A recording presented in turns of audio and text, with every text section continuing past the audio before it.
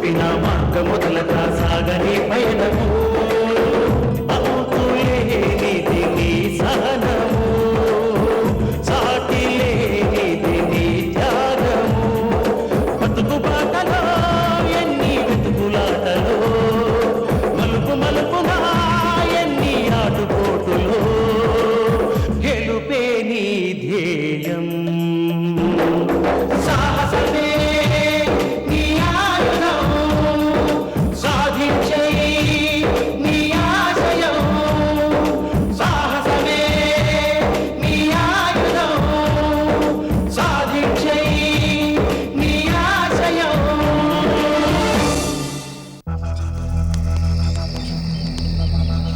అయా పాపారావు గారు, రామచంద్ర శెట్టి ఇంటికి రౌడీల్ని తీసుకువెళ్లారు. అక్కడ ఏం జరిగిందో ఏమిటో, రిజల్ట్ ఏమిటో, రిపోర్ట్ ఏమిటో మాకేమీ చెప్పకుండా శ్రీ మహావిష్ణువు శేషపాన్పు మీద శయనించినట్టుగా తమది తూగుటుయాల మీద పడుకుని విలాసంగా ఊగుతున్నారా? మీ పని చేస్తానని హామీ ఇచ్చి 2 లక్షలు తీసుకున్నాను.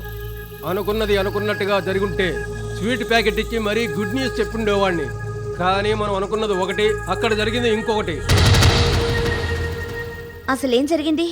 మనం అనుకున్నట్టుగా రామచంద్ర చేటు పిరిగివాడు కాడు, మహా మొండివాడు. మేము వెళ్ళి చేయాల్సిన విధంగా అల్లరి చేశాం, రకరకాలుగా బెదిరించాం. కానీ వాడు లొంగలేదు. పిస్టల్ తీసి పిట్టల్ని కాల్చినట్టు కాల్చి పారేస్తానని మాకే పెద్ద అటాక్ ఇచ్చాడు. అంత తెగించిన వాడిని మనం ఏమీ చేయలేం. వాడు మన దారికి రాడు. ఇలాంటి ప్రాబ్లమ్స్ ఎన్నో డీల్ చేసిన మీరే ఇలా అధైర్యపడిపోతే ఎలా? అన్నిటికీ తెగించిన వాడిని ఎవ్వరూ ఏమీ చేయలేరండి. ఏమండి, మీరు ఆ రామచంద్రకి భయపడటమా? ఏదో విధంగా వాడిని దెబ్బతీయాలి. మీరు తలుచుకుంటే దెబ్బ తీయగలరు. పాపారావు గారు, మీరే ఏదో విధంగా మాకు ఫేవర్ చేసి పెట్టాలి. మీ పరిస్థితి అర్థమైందమ్మా, కానీ నా పరిస్థితి గురించి కూడా నేను ఆలోచించాలి కదా. సేటుని దెబ్బతీయటం అంత తేలిక కాదని తేలిపోయింది. అందుకని ప్రస్తుతానికి సైలెంట్ అయిపోదాం. శాంతి సేట్ల నెక్స్ట్ స్టెప్ ఏమిటో తెలుసుకుని దానికి తగ్గట్టుగా మనం ప్లాన్ చేద్దాం. ఇలాంటి విషయాల్లో సందర్భాన్ని బట్టి తొందరపడాలి. ఛాన్స్ దొరకకపోతే వెయిట్ చేయాలి. ముందు వాళ్ళ ప్లాన్ ఏంటో తెలుసుకుని ఆ తర్వాత ప్రొసీడ్ అవుదాం.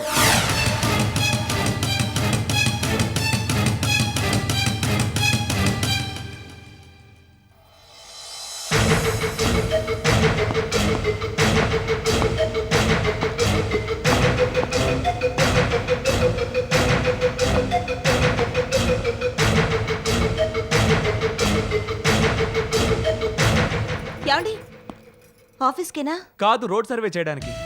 అదేంటండి అలా చిరాకు పడతారు? ఇప్పుడు నేనేమన్నాను? ఆఫీస్కేనా అని అడిగాను. దానికి అంత విసుక్కోవాలా? ఏ రోజు మీరు నాకు చెప్పకుండా గుమ్మం దాటలేదు. అలాంటిది ఇవాళ చెప్పకుండా వెళ్తున్నారేంటి? ఏం చెప్పమంటావు? దేనికి నాకు మనసే రావడం లేదు. బతుకు మీద విరక్తి పుడుతోంది. నిన్న జరిగిన దాన్ని దృష్టిలో పెట్టుకొని పక్కింటి వాళ్ళ మాటలు నమ్మి మీరు నన్ను అసహ్యించుకుంటున్నారు కదూ. చెయ్యని తప్పుకి నేనెలా బాధ్యురాలవుతాను చెప్పండి? మీరే నన్ను అనుమానిస్తే నేనేమైపోవాలి? నేను చావడం తప్ప వేరే దారి లేదు. సరే సరే, ఏడవకు. అసలు ఆ విఠల్ గారి దగ్గర డబ్బు తీసుకోకుండా ఉంటే ఈ గొడవ వచ్చి ఉండేది కాదు.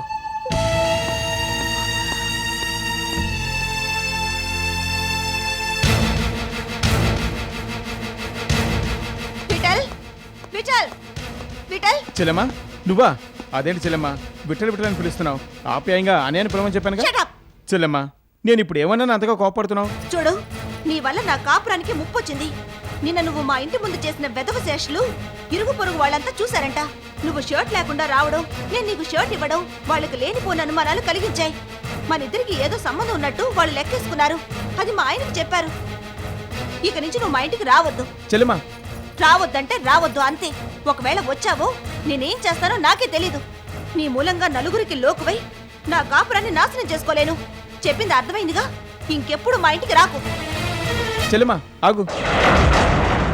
పచ్చకమ్మల వాడికి లోకమంతా పచ్చగానే కనిపిస్తుంది. యాక్సిడెంటల్గా నేనేదో జరిగింది, కానీ మన ఇద్దరి మధ్యన ఏం జరగలేదుగా. నిన్ను నేను చెల్లెలుగానే భావిస్తున్నాను. ఆ సంగతి మీ ఆయన కూడా తెలుసు కదా. ఇరుగు పొరుగు వాళ్ళు ఏదో అనుమానించారని నన్ను మీ ఇంటికి రావద్దంటావా? అంత సివియర్ పనిష్మెంట్ ఇస్తావా? మనిద్దరికీ అన్నా చెల్లెల సంబంధం ఉందని మరోసారి మీ ఆయనకి గుర్తు చేయాల్సింది. అప్పుడు మీ ఆయన మనల్ని అవమానించే అవకాశమే లేదుగా. ఆయన మనల్నేమీ అనుమానించట్లేదు, కానీ మనిద్దరికి అక్రమ సంబంధం ఉన్నట్టు ఇరుగు పొరుగు వాళ్ళు ఒకటే పోరు పెడుతుంటే ఆయన మాత్రం ఏం చేస్తారు? ఇల్లు ఖాళీ చేయమని మా పక్కింటి ఆయన వార్నింగ్ ఇచ్చారు. అందుకని ఇక నుంచి నువ్వు మా ఇంటికి రావద్దు please.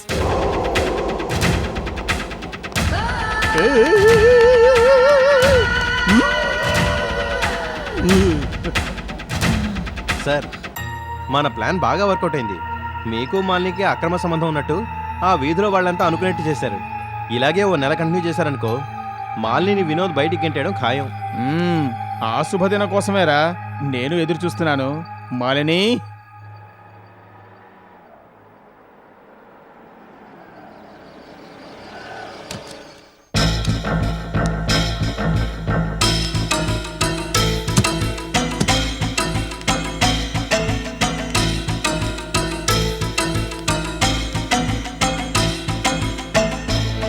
Shanti madam, Shanti madam.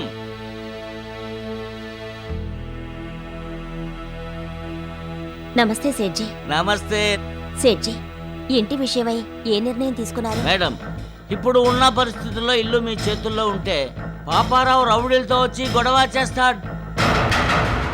మాది ఇంటికి వచ్చి గొడవ చేసిన రౌడీలు మీది ఇంటికి ఎందుకు రారు? నిన్న 10 మంది వచ్చినారు, రేపు 100 మంది వస్తారు. వాళ్ళు 100కి తెగించిన రకం. ఇక్కడ ఉన్నది ఆడవాళ్ళు మాత్రమే, వాళ్ళు ఏమైనా చేయగలరు.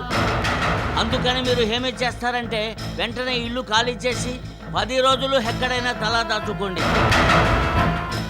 తప్పదు మేడం. ఆ 10 రోజుల్లో లక్ష్మీ నిలయం మాకు సొంతమైందని ప్రాపగండా చేస్తాం. దాంతో ఏ రౌడీ సీటరు ఇక్కడికి రాడు. రామచంద్ర సేటు ఆ ఇంటిని కొనుక్కున్నాడు, వాడి జోలికి వెళ్తే తాటా వలుస్తాడు అన్న భయంతో ఎవరు ఈ ఇంటి జోలికి రారు. అదే మీరు గనుక ఉంటే రౌడీ ముక్కలు జబర్దస్తి చేసి ఇంటిని సొంతం చేసుకుంటారు. అందుకని మీరు ఎక్కడైనా 10 రోజులు తల దాచుకోక తప్పదు. మేం బయటకు వెళితే ఈ ఇల్లు మాకు దక్కుతుందంటారా? ఎందుకు దక్కదు మేడం? దక్కటానికే కదా మేము ఈ ప్లాన్ వేశాం. పోతే ఒక ముఖ్య విషయం, ఈ ఇంటి మీద నాకు పౌర పట్టా ఇచ్చారు.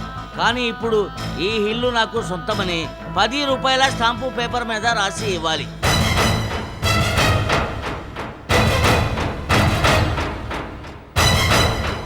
మేడం, ఏమిటి ఆలోచిస్తున్నారు? మీది ఇల్లు మీకు దక్కాలంటే ఈ ఇల్లు మాకు సొంతమని రాసి ఇచ్చి మీరు ఇల్లు ఖాళీ చేయాలి. ఇంతకు మించి వేరే మార్గము లేదు మేడం. సేట్జీ, మీరు మా మేలు కోరి చెప్పారు, కానీ నాకు ఒక్క వారం రోజులు టైం ఇస్తే ఆలోచించి నా నిర్ణయం చెప్తాను. మంచిగా ఆలోచించి చెప్పండి మేడం, లేదు అంటే ఈ ఇల్లు మనకు దక్కదు. వస్తాను మేడం, వస్తాను పెద్దమ్మ గారు. రేపు పొట్టివాడా, నువ్విచ్చిన ఐడియా ప్రకారం మాలిని వినోదే అనుమానించేలా నెట్వర్క్ చేశాం. ఇప్పుడు వినోద్ గాడు ఆ ట్రాన్స్లోనే ఉన్నాడు. దాని నుంచి బయటపడక ముందే మాలిని వాడి ఇంట్లోంచి బయటికి గెంటేయాలి. ఆ ఫినిషింగ్ టచ్ ఎలా ఇస్తే బాగుంటుందో ఓ ఐడియా చెప్పరా? Simple sir. ఏదో విధంగా మాలిని మన గెస్ట్ హౌస్కి వచ్చేలా చేయాలి. మాలిని గెస్ట్ హౌస్లోకి ఎంటర్ అయ్యేసరికి మనవాడు ఒకడు అక్కడ రెడీగా ఉండాలి. వాళ్ళిద్దరూ గెస్ట్ హౌస్లో ఉన్న టైంలో పోలీసులకు ఫోన్ చేసి గెస్ట్ హౌస్లో హైటెక్ వ్యభిచారం జరుగుతుందని చెప్పాలి. స్టాప్. అర్థమైందిరా, అర్థమైంది. హుసే మాలిని, నీ పతనానికి కౌంటర్ మొదలైంది. నువ్వు వ్యభిచారిగా వీధులు పడడం ఖాయం. హలో, ఎవరో? నువ్వంటాయా? చెప్పు చెప్పు చెప్పు, ఏంటి విశేషాలు?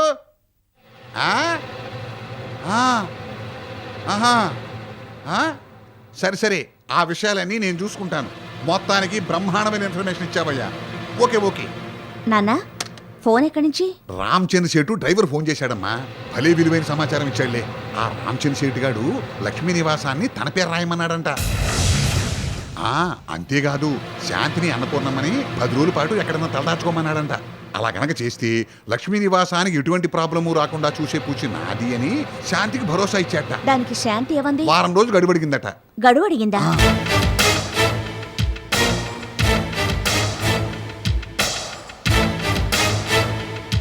సరే, వాళ్ళేం చేస్తారో తెలుసుకొని దానికి తగ్గట్టుగా మనం ప్లాన్ చేద్దాం.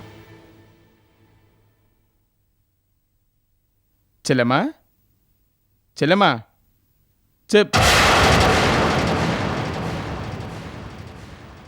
మా ఇంటికి రావద్దని చెప్పానా? అయినా మళ్ళీ ఎందుకు వచ్చావు? మర్యాదగా బయటకెళ్ళు. Get out. చెల్లెమ్మా, ఆవేశం తగ్గించుకొని నేను చెప్పేది కాస్త వినమ్మా. మన ఇద్దరి విషయం, మీ చుట్టుపక్కల వాళ్ళు మాట్లాడుకోవడం గురించి, మీ ఆయన బాధపడటం గురించి నువ్వు చెప్పిన వెంటనే నీ బాధను నేను అర్థం చేసుకున్నానమ్మా. లాస్ట్ అండ్ ఫైనల్గా నిన్ను ఒక సహాయం అడగడానికి వచ్చాను. ఈ సహాయం చేసి పెట్టావనుకో, మీ ఇంటి వైపే కాదు, మీ వీధి వైపు కూడా తొంగి చూడను. నీ మీదొట్టు. నువ్వు మా చెల్లెలికి చేసిన సెలక్షన్ సూపర్ అని మా వాళ్ళు తెగ పొగిడారు. చీరలు నగలు మా వాళ్ళకు బాగా నచ్చాయి. వాళ్ళు నిన్ను చూడాలంటున్నారు. నిన్ను తీసుకురమ్మని పదే పదే పోరు పెడితే నేను వచ్చాను. శ్రమ అనుకోకుండా నాతో పాటు వచ్చి మా వాళ్ళ ఆతిథ్యం స్వీకరించాలి. ఎంత? అరగంటలో తిరిగి నువ్వు మీ ఇంట్లో ఉండొచ్చు. వస్తావు కదూ? మిస్టర్ విఠల్, నువ్వెన్ని చెప్పు, నేను రాను. దయచేసి నన్ను విసిగించకుండా వెళ్ళు. అంత నిర్మోహటంగా మాట్లాడితే ఎలా చెల్లెమ్మా? చెప్తుంటే నీ కాదు.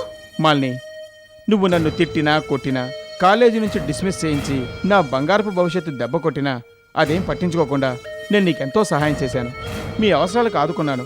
అడిగినంత డబ్బు ఇచ్చాను. కనీసం నేను అలా మీకు హెల్ప్ చేసినందుకన్నా నువ్వు రావాలి. నువ్వు కానీ రాకపోతే నేను మా వాళ్ళ ముందు తేలికైపోతాను. మా అమ్మ నాన్న చెల్లి అంతా నీ గురించి కలవరిస్తున్నారు. గాడ్ ప్రామిస్ మాలిని, నువ్వు రావాలి.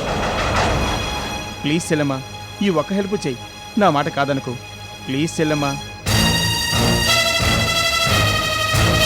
కొన్నాళ్ళ దాకా విటల్తో ఎప్పటిలాగే నడుచుకో. ఏమండి? వాడి బాకీ తీరాక కట్ చేద్దాం. ప్లీజ్ చెల్లెమ్మా.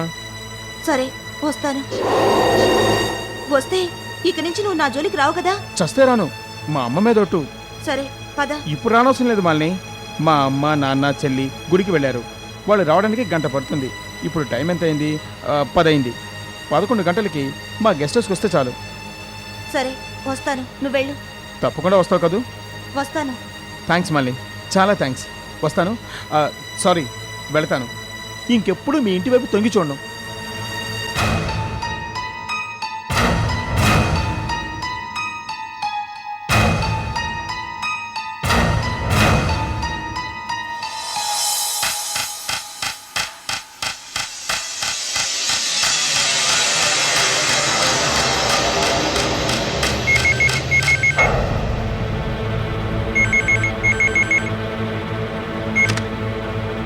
హలో. హలో చెల్లెమ్మా, నేను వెంటనే మాట్లాడుతున్నాను. 1 అవర్లో వస్తానని చెప్పి నువ్వు ఇంకా బయలుదేరలేదా? నీకోసం అమ్మ నాన్న చెల్లి అందరూ వెయిట్ చేస్తున్నారు. త్వరగా వచ్చేయి. ప్లీజ్ చెల్లెమ్మా, ఈ ఒక్క హెల్ప్ చెయ్యి. నా మాట కాదనుకో. ప్లీజ్ చెల్లెమ్మా. చస్తే రాను. మా అమ్మ మీద ఒట్టు.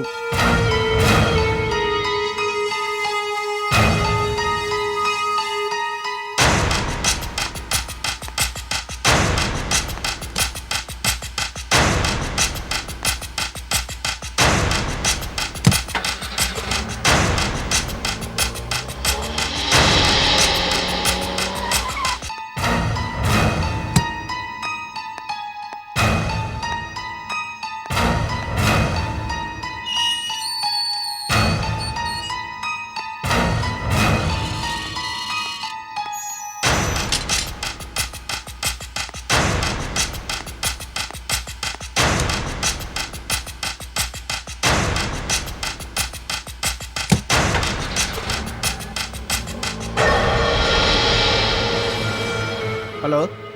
హలో. మస్తాన్, ఏంటి మ్యాటరు? మాలిని బయలుదేరిందా? ఎంతసేపు అయింది? ఓకే ఓకే, నేను చూసుకుంటాను. పురే జాకీ, మాలిని బయలుదేరిందట. మాలిని కన్నా ముందుగా షార్ట్ కట్ రూట్లో నువ్వు మన గెస్ట్ హౌస్కి వెళ్ళాలి. అంతలో మాలిని వస్తుంది.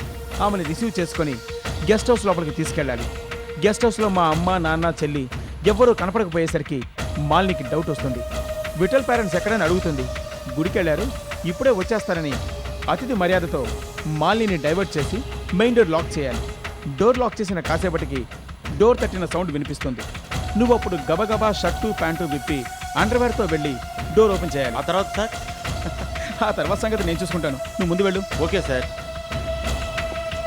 ఒరే కీర్తి, సార్. పోలీస్ స్టేషన్కి ఫోన్ చేయరా. ఓకే, అలాగే sir.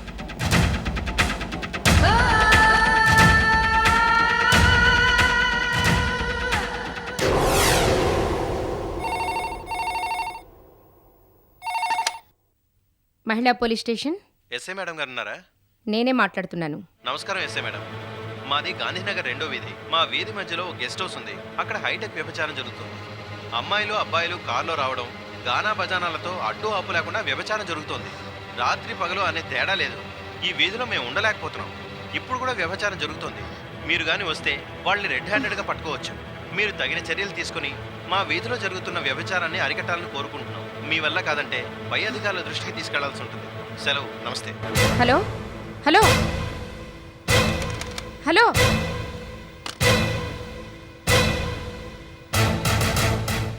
Constable. Yes madam. Gandhinagar 2వ వీధిలో ఉన్న గెస్ట్ హౌస్లో వ్యభిచారం జరుగుతుందని మెసేజ్ వచ్చింది. రైట్ చేద్దాం పదండి. సరే మేడం.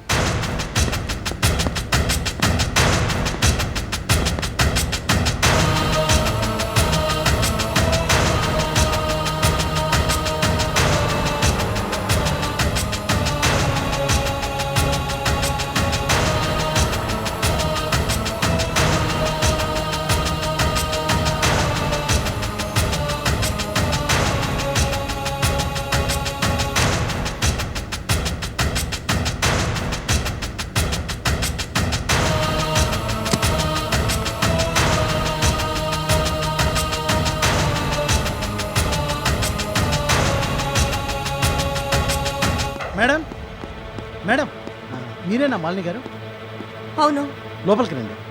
విఠల్ గారి అమ్మా నాన్న చెల్లి ఉన్నారా? ఇప్పటిదాకా మీ గురించి చూసి చూసి ఇప్పుడే గుడికి వెళ్ళారు మేడం. మీరు వస్తే లోపల కూర్చోబెట్టమన్నారు. రండి మేడం.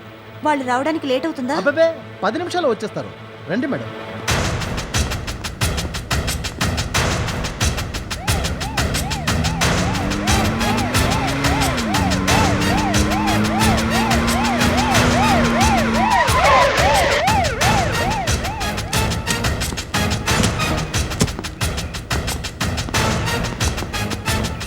నమస్తే మేడం.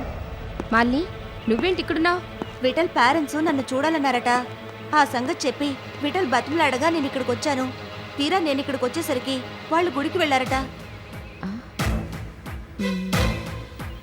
ఏంటి మేడం ఆలోచిస్తున్నారు? ఆ విఠలు డబుల్ గేమ్ ఆడాడు. మేడం ఏంటి మీరనేది? విఠలు పేరెంట్స్ వంకపెట్టి నిన్ను ఇక్కడికి రప్పించాడు. ఈ గెస్ట్ హౌస్లో వ్యభిచారం జరుగుతుందని నాకు ఫోన్ వచ్చింది. అంటే వ్యభిచారం కేసులో నిన్ను ఇరికించడానికి వాడిలా ప్లాన్ చేశాడన్నమాట.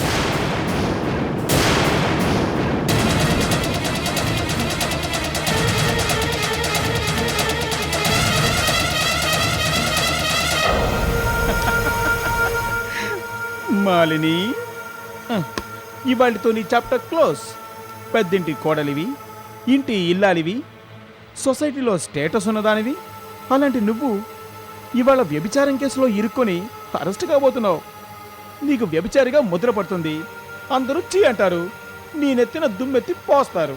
దాంతో మీ ఆయన నీకు పర్మనెంట్గా సెండ్ ఆఫ్ ఇచ్చేస్తాడు. అప్పుడు నీకు నేనే దిక్కు. నా 15 ఏళ్ల కక్షను రోజువారీగా తీర్చుకుంటాను. నిన్ను మెంటల్ పేషెంట్ని చేస్తాను.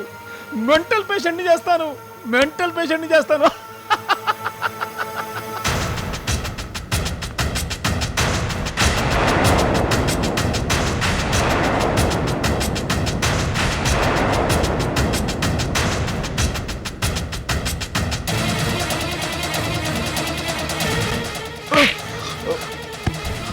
ఏ మాలిని,